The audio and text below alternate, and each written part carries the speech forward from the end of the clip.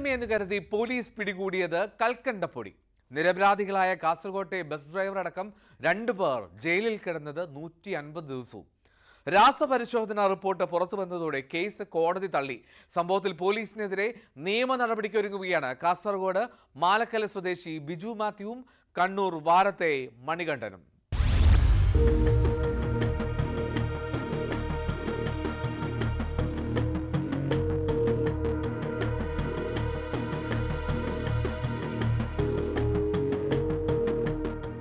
MDMA എന്ന് കരുതി police പിടികൂടിയത് കൽക്കണ്ടപ്പൊടിയാണെന്ന് വ്യക്തമായത് ശാസ്ത്രീയ പരിശോധനയിലാണ്.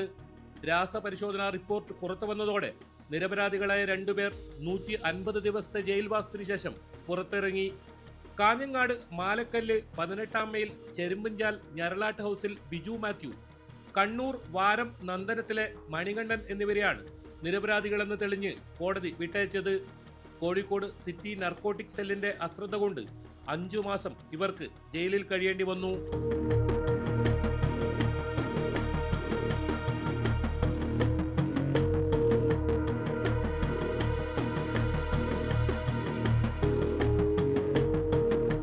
കഴിഞ്ഞ വർഷം നവംബറിലാണ് കേസിനാസ്പദമായ സംഭവം.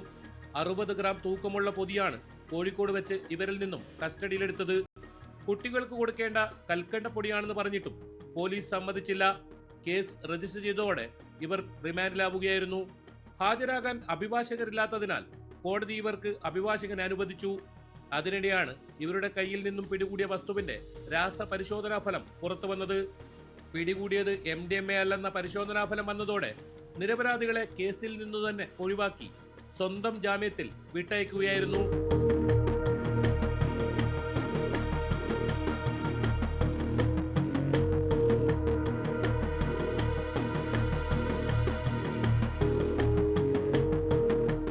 പതിനാല് ദിവസത്തെ റിമാൻഡ് കാലാവധി കഴിഞ്ഞ് ജയിലിൽ നിന്നും കോടതിയിൽ ഹാജരാക്കാൻ കൊണ്ടുവന്നപ്പോഴും പിടിച്ചത് ലഹരി മരുന്നല്ലെന്നും നടപടി ഉണ്ടാകണമെന്നും പോലീസിനോട് ആവർത്തിച്ചെങ്കിലും ചെവി കൊണ്ടില്ലെന്ന് ഇവർ പറയുന്നു.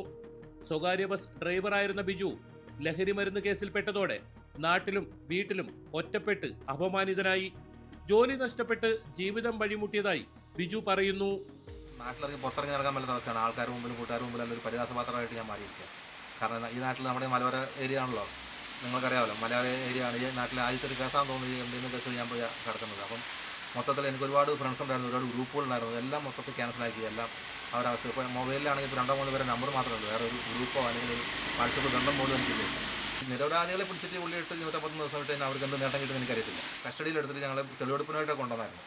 ആ സമയത്തെങ്കിലും ഇവർക്ക് രാസപരിശോധന ഏതെങ്കിലും ഒരു തഹസിൽദാരോ അല്ലെങ്കിൽ ഗസറ്റ് ഓഫീസർമാർ വലിയ ഓഫീസറുടെ സാന്നിധ്യത്തിൽ അവരത് ടെസ്റ്റ് ചെയ്തിട്ട് അവർക്ക് കോടതിയിൽ സമർപ്പിച്ചായിരുന്നെങ്കിൽ ഞങ്ങൾ ആ 13-ാമത്തെ ദിവസം ഞങ്ങളെ കോടതി വെറുതെ വിടുമായിരുന്നു.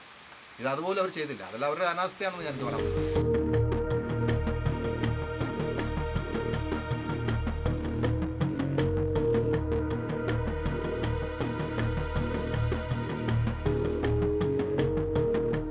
കോഴിക്കോട് ജില്ലാ ജയിലിലായിരുന്നു 150 ദിവസം റിമാൻഡിൽ കഴിയേണ്ടി വന്നത്.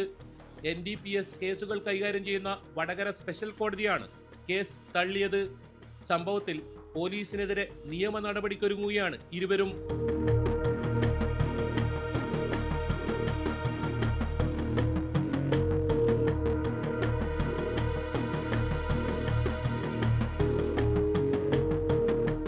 ന്യൂസ് 18 കാസർഗോഡ്.